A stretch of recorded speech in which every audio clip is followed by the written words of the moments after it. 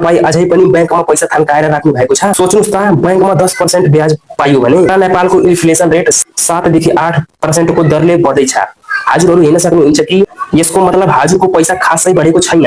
अब जमाना बदलिसक्यो। यदि तपाईले शेयर मार्केटको ज्ञान छैन भने तर हजुर राम्रो रिटर्न चाहनुहुन्छ भने म्युचुअल फन्ड एउटा बवाल विकल्प हो। यहाँ तपाईको पैसा एक्सपर्टहरूले विभिन्न कम्पनीमा लगानी गर्छन्, जस्तै शेयर र डिबेन्चर। नेपालमा धेरै म्युचुअल फन्डहरू 15 देखि 20% एभरेज रिटर्न दिन्छन्। एफडीमा हजुरको पैसा फिक्स हुन्छ तर म्युचुअल फन्डमा हजुरको पैसा फिक्स हुँदैन। हजुर जुनसुकै बेला आफ्नो पैसा निकाल्न सक्नुहुन्छ तर एफडीमा हजुरको पैसा फिक्स हुन्छ, हजुर निकाल्न सक्नुहुन्न।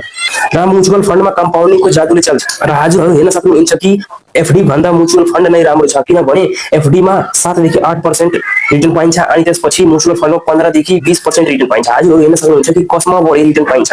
अझैबाट बुझ्न सुरु गर्नुहोस् र आफ्नो पैसालाई काममा लगाउनु। र यस्तो वित्तीय जानकारीको लागि एसकेवाई ज्ञान च्यानललाई सब्स्क्राइब गर्न नबिर्सनुहोला।